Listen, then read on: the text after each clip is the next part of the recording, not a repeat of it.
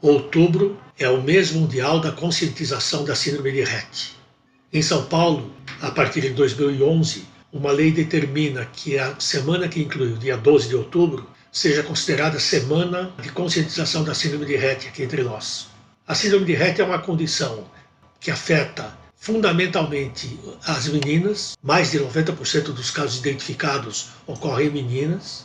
Os casos que ocorrem em meninos, pelo menos na sua forma mais típica, são muito raros. E, eventualmente, você encontra meninos com a mesma alteração genética que causa a síndrome de Rett nas meninas, mas com um curso clínico completamente diferente. Então eu vou ficar mais circunscrito à descrição da forma típica clássica, que é a que afeta predominantemente as meninas, que é causada por centenas de mutações diferentes no gene MECP2 e em outros genes, que nos casos únicos, ou seja, naquelas famílias que têm apenas uma pessoa afetada, provém do gameta masculino, do pai. Os casos múltiplos, que são muito menos frequentes, e nos quais você tem mais de um caso numa mesma família, aqui no Brasil nós já tivemos uma família com 5 crianças afetadas. Nesses casos específicos, a alteração genética provém da mãe. A maioria dos casos, como eu lhes disse, são casos únicos provenientes do gameta masculino. Essa condição, ela se caracteriza por um desenvolvimento inicial normal. Essas meninas, aparentemente, até os 6, 18 meses, têm um desenvolvimento social, motor, aparentemente normal. Eu digo aparentemente porque, às vezes, você tem, na verdade, alterações muito sutis que, eventualmente, não chegam nem a ser percebidas pela família. O segundo período da doença, que é o chamado de rapidamente destrutivo, esse sim chama a atenção do médico, da criança, da família, porque nessa fase as meninas perdem rapidamente habilidades pré-existentes. Deixa de falar se já o fazia, deixa de andar, torna-se isolada do ponto de vista social, a ponto de, muito frequentemente nessa fase, serem confundidas com crianças autistas. Depois de alguns meses ou anos, essa condição meio que se estabiliza.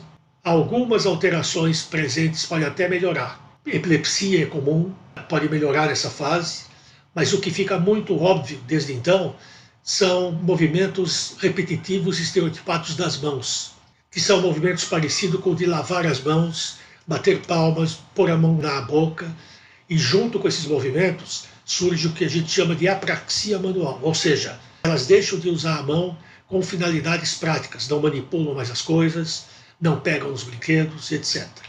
Posteriormente, essa fase de aparente estabilização se acompanha por uma fase de perda motora tardia, em que o aspecto motor, já bastante comprometido, continua a se deteriorar a ponto de grande parte dessas meninas, mulheres eventualmente, uma vez que algumas têm uma sobrevida bastante longa, elas podem chegar até a necessidade de usar cadeira de rodas.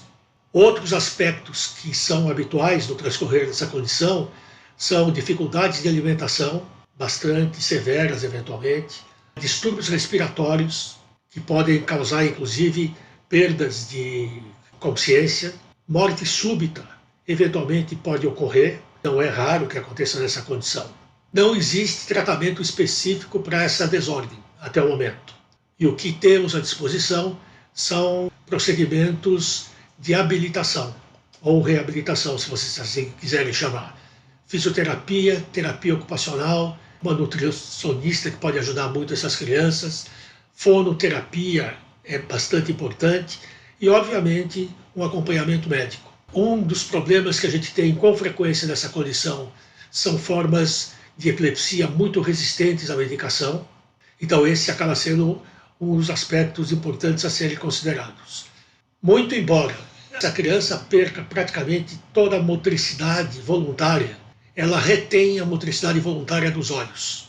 Então o olhar dessas crianças é muito expressivo, elas fazem contato visual intenso, elas tentam, pelo menos assim parece, se comunicar pelo olhar, e famílias e algumas pessoas que tratam dessas crianças acabam desenvolvendo procedimentos empíricos, perguntando para essas crianças determinadas coisas, o que elas querem, e partindo do pressuposto que, com o olhar, elas selecionam claramente qual é a coisa preferida. Embora a maioria dessas pessoas tenham seguramente uma deficiência intelectual importante, as habilidades cognitivas delas ainda devem ser estudadas com mais segurança. Estudos do mundo inteiro estão procurando responder a isso. Inclusive aqui em São Paulo, nós temos um grupo que vem estudando sistematicamente isso e ainda estamos perseguindo uma resposta mais definitiva.